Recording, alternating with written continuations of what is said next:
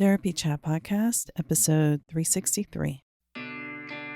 This is the Therapy Chat Podcast with Laura Reagan, LCSWC. The information shared in this podcast is not a substitute for seeking help from a licensed mental health professional. And now, here's your host, Laura Reagan, LCSWC.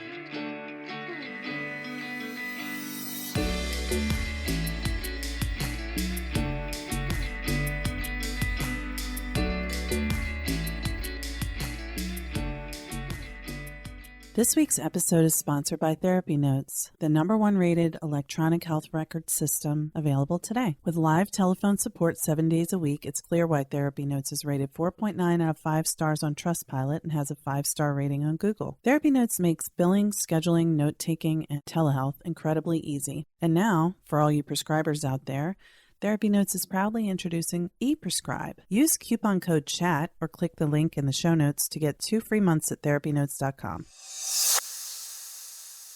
Want to trade 5 days in chilly February to learn and play in Cancun? Then register for Innovations in Psychotherapy 2023 by Leading Edge Seminars and use code LAURA to save 10% on any 5-day workshop fee when purchased with a room at leadingedgecancun.com. You'll earn CEs in the morning, then have afternoons for fun at an all-inclusive resort.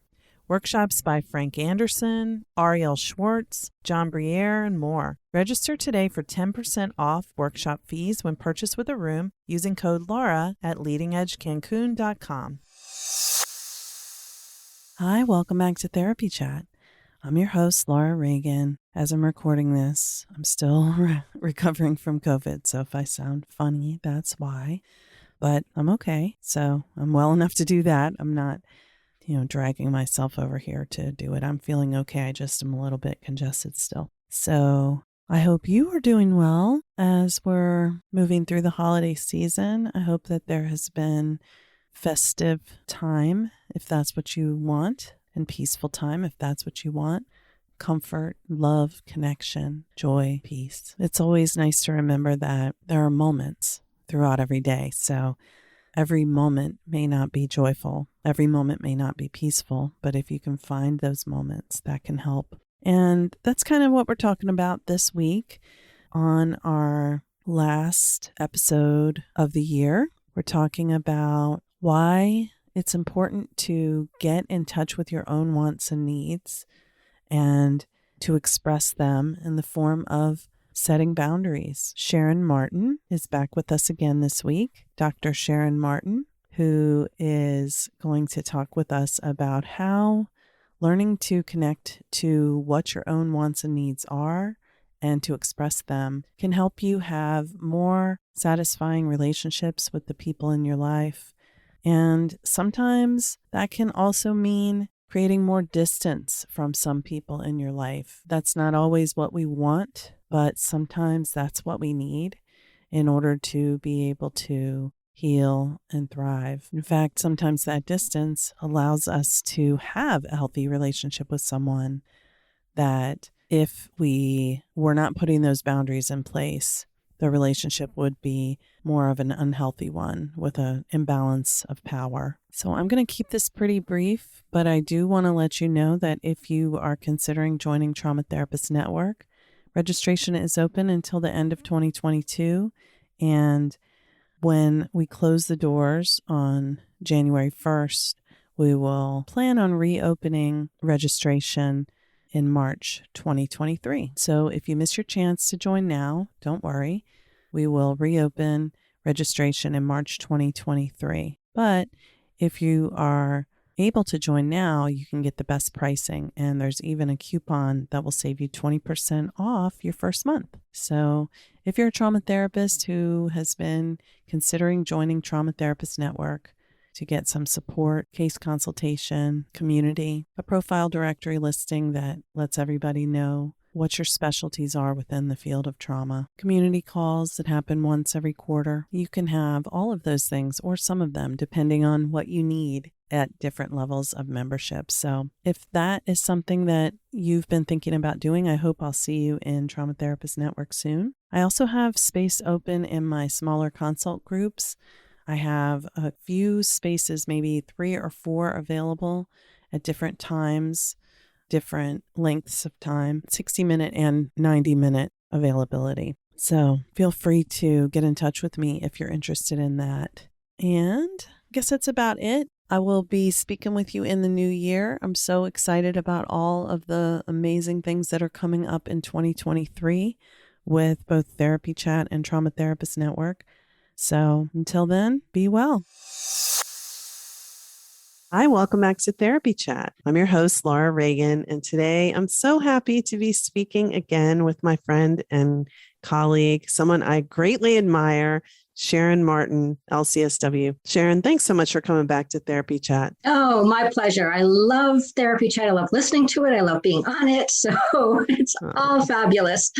Thank you. That's so sweet to say. And, I really do admire your work. I'm always recommending your blogs, your website, and your books. And if I lived in California, I'd be probably referring people to you all the time. But, I still tell people about you for that purpose, but mainly recommending all of your resources. So excited to talk about your newest one, your new book, which just came out called Better Boundaries. That's right. I'm excited to dive into that topic. I think it's, really useful, really good stuff for people to be thinking about how they can improve their boundaries and sort of where their stuck points are and how to overcome them. And I think it's just a nice, sort of segue with some of the other things that we've talked about on the podcast and some of the other things that I do in my work is, really helping people. I think, part of it is being able to assert yourself and ask for what you need and understand why that's hard for so many of us. Like, what are some of those messages that we've gotten over the years that it's not okay to have any needs or to ask for anything? Like, there's something wrong with that, as if we should be, sort of magical, beings who don't need anything or don't want anything. And, helping people realize that that is, unrealistic. And it's not good for us to have that mindset, and that there actually are ways for us to be in relationship with people in a way where we can be, what I say, sort of true to yourself, that you can actually be your own self and know who you are and what you need, and be able to communicate in a way that feels like it's kind, and it's not overly needy, or it's something that you're doing that's wrong, but that this is a perfectly normal thing to do.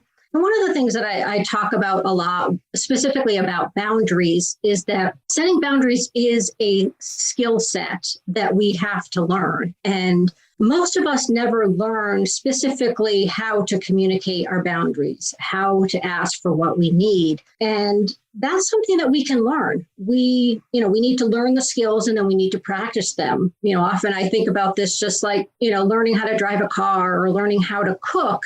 Those are things that we don't just know how to do, but usually somebody teaches us, or we watch other people doing it, have trial and error. We do things and then we make adjustments. And there's a lot of that in anything really that relates to interpersonal communication. And we make adjustments, partly as we get to know ourselves better and understand what works for us. But of course, then we also need to make adjustments depending on who it is that we're talking with, who it is we're setting a boundary with. We need to, keep that in mind, that our approach might need to be different with different people or in different circumstances.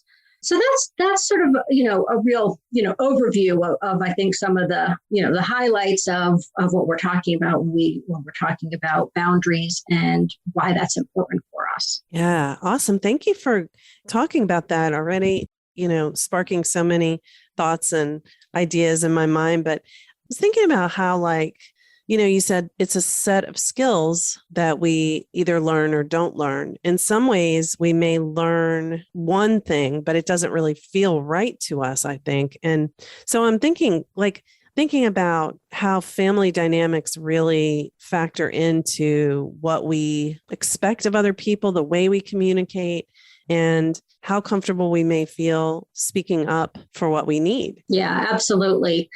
One of the, exercises or things that we deal with in the book is taking a look at what those dynamics were in the family that you grew up in, and thinking about what boundaries did you learn? And this is sort of an oversimplification of this because, of course, real family dynamics are, they vary over time and they're not static. But you can think about just really simply, these categories, which is, did your family have what I would say, are weak boundaries where there was a lack of boundaries, which means there weren't clear expectations or maybe rules for children. There wasn't a sense of privacy or being able to be an individual person. So we have sort of that lack of boundaries. And then there's also families that have overly rigid boundaries. So they have sort of too much. And you might sort of think of this like there's sort of a wall, that's erected and it doesn't bend. It doesn't change. Like perhaps you can think about if you were growing up, either the rules and expectations for you as a child were always the same, no matter how old you got, or maybe if you had a much younger, much older sibling, that your parents expected the same thing from both of you. And there wasn't an understanding that as children grow up, their boundaries need to change. The expectations need to change because they have different needs and they can do different things. So in a family where there's a lot of rigid boundaries, you're going to have really strict rules and consequences that don't change. There can also be a sense of that it's difficult for like outsiders to come into that system. It's almost as if there's not a lot of trust, or there's sort of a suspiciousness of other people, that it doesn't feel safe to let people in. So it's almost as if that family system is sort of overprotected versus the weak system doesn't have enough protection. So kids in a family where there's weak boundaries might actually feel unsafe. Like it could literally be that there are too many unsafe people coming into the family. You come home from school and there's, a new person, sitting at the kitchen table talking, to your mother, and you're like, who the heck is this stranger? I don't know who this is. This doesn't feel safe. Situations where there's a lot of sort of people coming and going would be, one scenario. And then the other thing, which I think is actually very common, is that people get a mix of these two. They have, times or situations where the boundaries are lacking, and they have times and situations boundaries are too rigid. And again, that can be very confusing because none of it is sort of that healthy middle ground that we're really looking for, which is there's some stability, there's some predictability, there's that safety in being able to set limits, with other people to say, no, I don't want to do that, or no, that's not okay with me. There's not a sense of safety in being able to say, this is what I believe, or this is who I am, and to know that that will be accepted. And the love is unconditional, which is what we're really looking for, for kids in a sort of a safe growing up experience. Yeah. Yeah. That's, as you talk about it, well, I'll say this about boundaries. I remember when I first heard the word, I can remember it because I had never heard of it before that. And when I heard of it, I was like, I don't understand. What is this? And I remember someone said, read Codependent No More. And I was like, well, that doesn't sound like something I would want to read. And so I did not. And then, someone else said, well, it's where you end and I begin. And I'm like, I don't get that. So what does that tell you about? Well, I don't think that's unusual, Laura. I mean, it's funny that you bring that up because I was talking to somebody else recently and just sort of mentioning that I don't remember when I first heard that term, but I certainly know it's not a concept that anybody talked about when I was growing up. And I don't know if I think that's probably changing a little bit, as we get a little bit more savvy about some of these issues and understanding them. But still, I think it's probably, the minority of families who are actually having conversations using those words. And I think boundaries is a good word because it encompasses a lot, and especially for adults. When we're talking about kids, we'll often use like a word like rules or limits interchangeably with boundaries, but it's actually only one element of the boundary because what we want to remember is the boundaries go both ways. So the parent might be setting rules and limits as a form of boundary, but the child should also be able to set limits and say to other people, again, in an age appropriate, fashion, that they can assert what they need and what's okay for them. One example that people have, I think, started talking about is the idea of sometimes what happens with really little kids, like, toddlers or preschoolers, is their parents will say, go and give Susie a hug goodbye. And the notion that maybe we shouldn't push that, like that should be a choice that we could give even a 2 or 3-year-old, that if they don't want to give Susie a hug, that should be okay. And again, this is some of the, things that we learn about what we are supposed to do and whether we can say no or not. I mean, most of us are not going to remember an experience like that from when we're 2 or 3. But of course, our body, remembers, and it sort of gets into our unconscious, and some of the beliefs that we ultimately carry with us into adulthood. And if those kinds of things happen repeatedly, we start to learn that I can't say no, or maybe you did say no and your parent had a very negative reaction and said, no, you do it, or you're going in timeout, or, something where it was clear that that was not a choice, that you were able to, even say no to this very simple thing that involves your physical body. And it, sort of respecting the notion that children, have a sense of what's right for them. I don't mean that to say that, parents shouldn't ever, of course, tell their children what to do, because, we do need, our parents, especially little kids, to keep us safe. But the truth is that parents don't always know the right things to do either. And I think, in that example, there's certainly no real harm that is going to come if, your child doesn't give the other child a hug goodbye. And it might be the kind of place to begin, listening to a child and letting them have a boundary about what they do with their own body. Yeah, because what we know is that for that example, that, that's really about consent. And if you don't teach children that they have a voice to choose whether or not to consent in situations, it carries across the board, right? It's not just about being forced to hug someone they don't want to hug, they don't feel comfortable hugging, but it's about, understanding that their voice matters, because, one of the big things in, what I'm going to say, I'm going to talk about sexual assault. So content warning, but just one of the things that, in sexual assault prevention that we say is teach children that, they have yes and no are words that they can use. And also like teaching them the right names for their body parts too. But I'm not going to go into sexual assault prevention, but no, but I think is really important. Yeah, there is a connection there, and I did know you were going to go there because I know you do a lot of work in that area. Yeah. But yes, it also just reminds me of my own personal experience growing up, really with the idea of it was important to do what other people told me to do. It was important to listen to adults and follow rules sort of indiscriminately. And again, I don't mean to say that we should be teaching kids across the board not to follow rules or listen to adults. But I think for me, sort of this idea of being overly compliant without sort of a critical thought process about, does this actually make sense? Does this feel right to me on sort of an intuitive level even? Has not necessarily served me all that well, because I think that is the situation that sort of preceded, my struggles with feeling like it's not okay to speak up and say that, something doesn't sit well with me, or I have a different opinion, or this doesn't make sense to me. I don't feel safe in this situation. And again, it's just in a very general sense, I think we also need, not just for children, but for adults as well, to be able to feel like we have that right.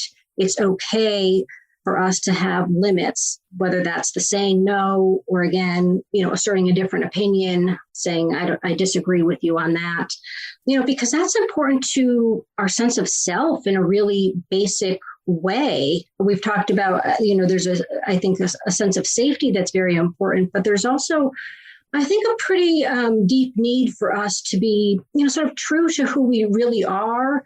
And it's hard to describe, I guess, this, exactly what happens when we are continuing to push down our own voice, because again, it ends us up in difficult situations in a number of different ways. One is that like it can be an unsafe, physically situation physically, but it also, definitely you'll end up in relationships that are just not fulfilling, where you feel like, you're sort of oppressed, in some way because you can't be yourself. But yes, I think it sort of carries us, carries into different relationships in all kinds of situations, not just even our personal relationships. I'm also thinking about how that shows up like at a work situation. Yeah. And again, not feeling like your opinion matters or your idea matters, and letting like other you have people to stay in a job that you hate because you should like it or whatever. It's like you learn to just disregard your own feelings about a situation. Yeah, you do. And then you're, sort of dismissing that there's something important that maybe you could contribute to the conversation. I was thinking about like a work situation, where maybe you have an idea for a project or a product or, a change that would be helpful. And if you don't feel like that's valued, that people want to hear from you and you're always staying silent, I mean, that's a loss potentially for everybody, right? There's a sense, right, that like, this doesn't feel good to me, but I think everybody else misses out because you probably have some good ideas. I think everybody has some good ideas, right? Yeah, we all have something to contribute. Yes. And, that idea like that everybody's voice matters. And again, I think this, you can think about the same kind of, dynamics in a family situation as well, right? That how does the entire family miss out if one or a couple of people feel like they can't participate in that conversation, the decision making that's going on. Running a group private practice has been a challenging and rewarding experience, and one thing that has made it so much easier is Therapy Notes. Therapy Notes makes billing, scheduling, note-taking, and telehealth incredibly easy. If you're coming from another EHR, like I did, Therapy Notes makes the transition incredibly easy, importing your demographic data free of charge so you can get going right away. My team has found Therapy Notes very easy to learn. It's intuitive. The customer support is second to none. And that's one of the things that has kept me a Therapy Notes customer for several years now. Anytime I've needed to contact Therapy Notes for help with an issue I couldn't figure out on my own, I've been able to get through to someone and resolve the issue within 15 minutes, 99% of the time. Find out what more than 100,000 mental health professionals already know. Try Therapy Notes for 2 months, absolutely free. Just click on the link in the show notes or enter the promo code CHAT at therapynotes.com. Thank you to Leading Edge Seminars for sponsoring this week's episode. If you're ready to get away this winter, register now for Innovations in Psychotherapy Cancun 2023 and use promo code LAURA for 10% off any 5-day workshop fee when you purchase with a room at leadingedgecancun.com. At this unique learning and vacation experience, you'll gain new skills and tools and earn CEs in the morning, then have afternoons at leisure in an all-inclusive luxury resort. Imagine this: morning coffee on your private balcony, breakfast overlooking the ocean, training until lunch with one of today's leading clinicians like Frank Anderson, Ariel Schwartz, John Briere, and more, then fun all afternoon in a tropical paradise. Sounds good, right? Learn more at leadingedgecancun.com and register today for 10% off your workshop fee when you purchase with a room using promo code LAURA. I'll see you there. Yeah. And I'm thinking something about conformity too. Like when you have to comply, it means deviation from the norm will not be tolerated. It's like you have to be a certain way. So then the flavor of each unique person is not being expressed, which hurts them. And the whole group loses out by not knowing that person for who they really are and what they really bring to all the relationships. That's a nice segue that I don't know that I really thought about it quite that way before, but it really has that flavor of being inclusive and what the benefit is of inviting everybody's voice and finding value in that. And, if you're the person who's in a leadership position, thinking about how you can encourage that. But if you're not, also thinking about how can you make your voice heard. And then, of course, we get, I think to thinking about the flip side of that, which is, well, what happens when I try to do that and it's not well received? Because, of course, this is, partly why people don't do it, right? That's the fear. Right. They've tried and it's gone poorly, or they've just learned by watching other people and seeing what happens when other people speak up. And, I think that's what often happened to me is, you get the sense, from seeing what's going on. I was always very much an observer, and you take in a lot of information and you see where it's not okay for people to have a different opinion. And then you don't take the chance because you already have that sense like this group of people does not want to hear a different point of view, or they don't want to hear, no, I don't want to do that. So right then you're conforming, you're going through those motions, but it's not right for you. Yeah. Yeah. When you said, and seeing what happens when other people speak up, it made me think about like in a family dynamic where, there's a lot of harsh communication. And, you may have one child in the family who's like sort of can't really contain themselves and they're always getting in trouble. And so the other child or one of the other children is just really being so perfect just to be safe from, what they see happening to their sibling. But, inside they're terrified. I mean, I know I can remember as a kid, I was a super rule follower, but I was still constantly worried about getting in trouble, even though I never got in trouble.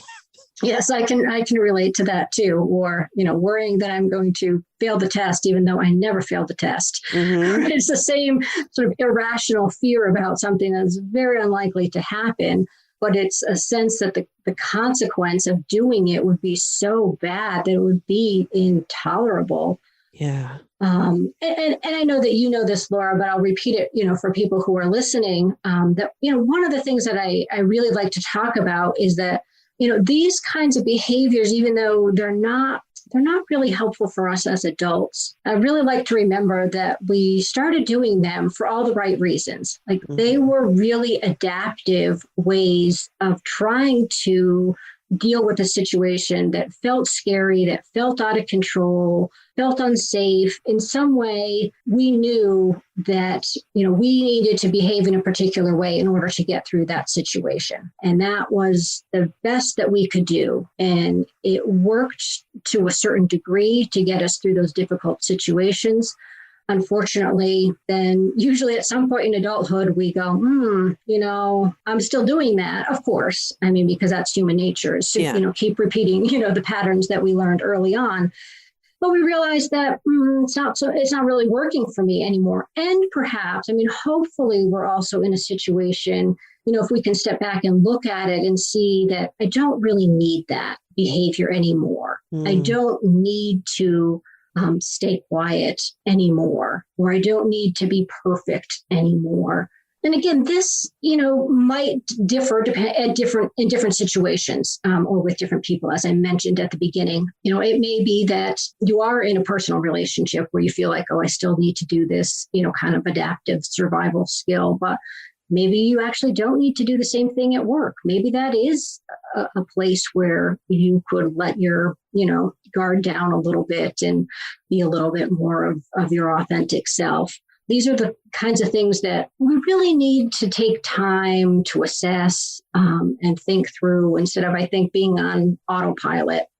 And, our autopilot it wants to protect you at any cost. And I think, that sort of brings us back, to our boundaries, is that part of what we need boundaries for is a sense of safety and that self-protection. And that's really important. But we also have to distinguish where we need those stronger boundaries, where we need to have, the wall up a little bit more and where we can let it down. Because I think if we don't really have a way of sort of thinking that through and being more thoughtful about it, we're just going to go with almost sort of a reactive approach rather than sort of more a proactive, an actual plan. And that's part of, what we work on in the book is thinking about that there are particular steps that you can use to help you develop a plan, especially in a situation where you're feeling really stuck and struggling with either what boundary do I set or how do I set it? Because most of us don't take the time to actually think that through. We just, mostly do the same thing that we've always done, even if it's not working, right? I mean, that's the struggle of relationship dynamics is they tend to just go round and round. And the other thing that I really like people to think about is where do they have control in this situation? Because of course that's empowering to, notice where you've got some control and some power. But that's really the only place that we can make changes. When we want to set a boundary, sometimes we're going to be asking somebody else to do something or to make a change in their behavior to stop doing something, for example. But part of the frustration that people have with boundaries is they ask somebody else to change and the other person doesn't make the change. They might be very angry and say no, or it might say setting no their boundary. Right. They might say no in a very unpleasant way. Or sometimes people say they're going to make a change, but they don't. There's no follow through, which is equally frustrating to think something's going to change. And then, days and weeks go by and, they still haven't made any of the changes. And of course, that feels very hurtful and disrespectful to have somebody not follow through on something that you've asked of them, which is its own, issue that we could talk about. But I think, for our purposes today, the important thing, to remember is that if you're in that situation, you need to think about what is it that you can do? What change can you make to try to get your needs met rather than to kind of continuing to be at the mercy of somebody else doing it for you. Yes. And the challenge here is that, again, I think we're not really used to thinking about things in this way. Mm-hmm. And let's be honest, it's easier to ask somebody else to make a change than it is to change ourselves, right? That usually feels like the ideal. Like, this is how I want this situation to be resolved is I want you to, stop, texting me at midnight, and perfectly reasonable request. There's nothing wrong with that. But if the other person keeps doing it, you have a choice, of course, to just continuing that situation, but you're probably going to feel resentful and annoyed and so forth. But, the alternative is to think like, well, what is it that I could do in this situation so that I can get a good night's sleep? And I know this is it's a very simple example. There are much more complicated, scenarios that we end up with this. But of course, the obvious solution seems to be, well, I could turn my phone off, or, I could put that person on, mute, or whatever your options are. I'm not great at the technological pieces, but the point is that you do have options of things that you can actually do to make this situation work better for you. That's not to say that the other person isn't going to, potentially have some negative feelings, that you're not responding to their texts at midnight. But again, that's the piece where, you have to say, well, I have a need for a decent night's sleep and I need to go to bed, before that. And that's okay, unless this is truly a, life and death emergency, they can wait to get their response until morning. But I think part of the problem is that, once we sort of get into patterns like this with people, that if the friend, let's just say, has been texting you at midnight for, weeks or months and you've been responding, but feeling upset about it, of course, it's hard to, for them to adjust to your new approach to things. And oftentimes it just takes some time. It might take some conversation, depending on what the relationship is, for people to kind of get on board with your boundary. But there are some people that will push back continuously, unfortunately. Yeah. And that's, again, it's a reality that there are going to be situations where people will be unhappy when you set limits with them. But those are choices, right, that we have to make if we're, willing to do that and tolerate some of that discomfort, or we want to, not set the boundary and set the discomfort that comes from that. Yeah, Right. It's not as if there's no discomfort in not setting the boundary. And I think that's exactly. right. That's what people forget is they're unhappy. That's why they're setting the boundary. Yeah. Yeah, exactly. It's like, but there's like, it seems like there's kind of like a gradual, I don't know, stages of understanding boundaries because I definitely thought at first, well, if I don't say that I don't want the person to do it, then they don't know. And I feel like they're violating my boundary, but they're just doing things the way they normally do things. So I'll just tell them and then they won't do that anymore. And then, like you said, they keep doing it. You go through all this, like you muster up the most strength from inside and you say, I don't like when you do this and I'm asking you to stop. And then they do it again. And you're like, I don't know. It's just like, it's like, how can this happen? I told them I don't like it. Yeah. Well, you bring up About a like couple recalibrating that, Yeah. You bring up a couple of points, though. I think one reminder is, if possible, don't wait too long to set the boundary, right? Because part of like what you're describing is that normal phenomenon, which is like the longer you wait, the more annoyed you get. And then the chances of the boundary coming out in a not very nice way have increased, right? So that's one part of it. And of course, you're absolutely right. I mean, people can't read what you need unless you tell them. But of course, even people who care about you can't necessarily like flip the switch immediately.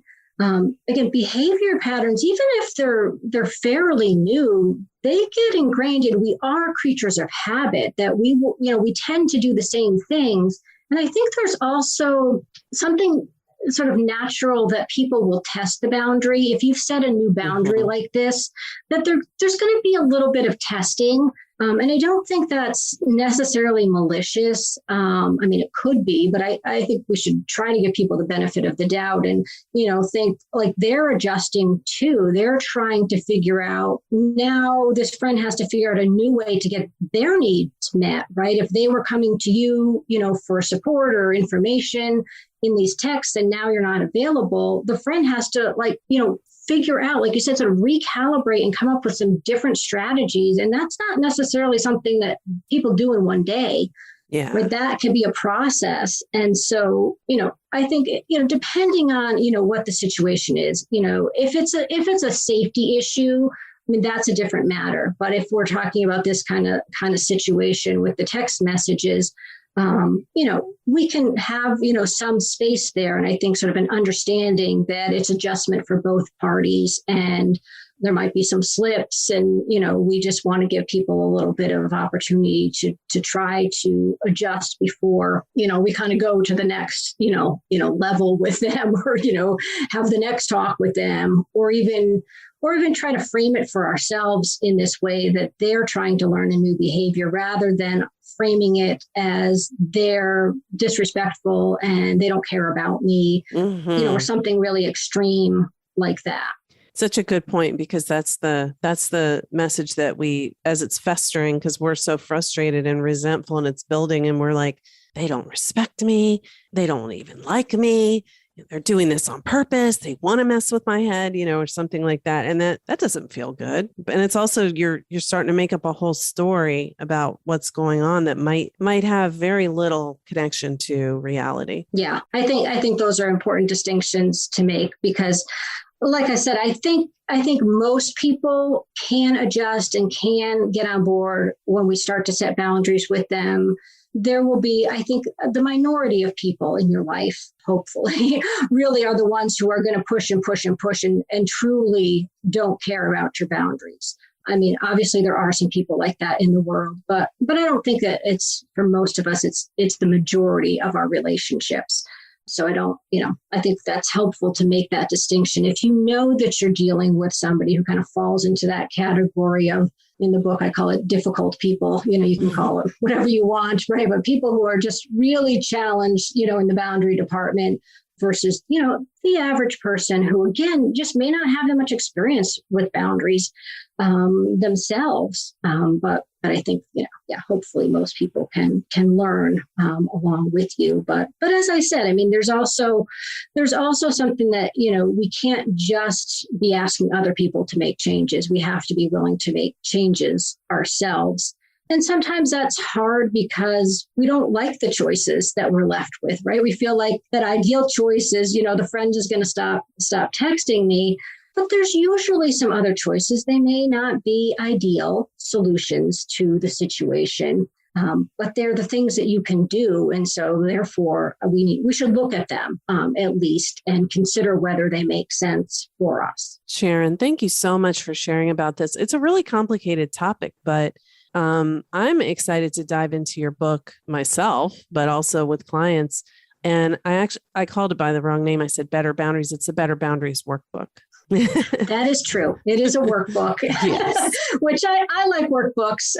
I guess that should be obvious. This is the second one I've written, but I like them because I think it's important for people to actually practice the skills. Yes. And that's part of what, you get in a workbook is, you have questions that are asked of you and there's exercises for people to do so that they can be working on that skill component of it, not just the knowledge base. Like we need both, of course, to understand the concepts, but then to apply them to our lives. And of course, that's the most challenging piece of it. How do I actually do this? Exactly. Well, I have loved talking with you again, as always. And can you just tell our audience where people can find everything you're doing? Yes. My website is livewellwithsharonmartin.com. And from there, you can find everything. Perfect. Thank you again for being my guest today on Therapy Chat, Sharon. It is my pleasure. I love talking with you, and I only wish we had more time.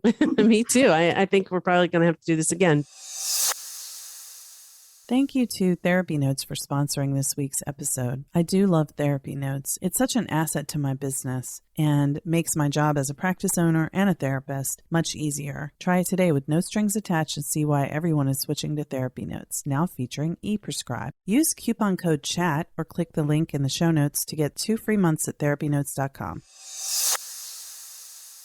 Thank you to Leading Edge Seminars for sponsoring this week's episode. If you're ready to get away this winter, register now for Innovations in Psychotherapy Cancun 2023 and use promo code Laura for 10% off any 5-day workshop fee when you purchase with a room at leadingedgecancun.com. You'll earn CEs in the morning, then have afternoons for fun at an all-inclusive resort. Workshops by Frank Anderson, Ariel Schwartz, John Briere, and more. Register today for 10% off workshop fees when purchased with a room using code Laura at leadingedgecancun.com. Thank you for listening to Therapy Chat with your host, Laura Reagan, LCSWC.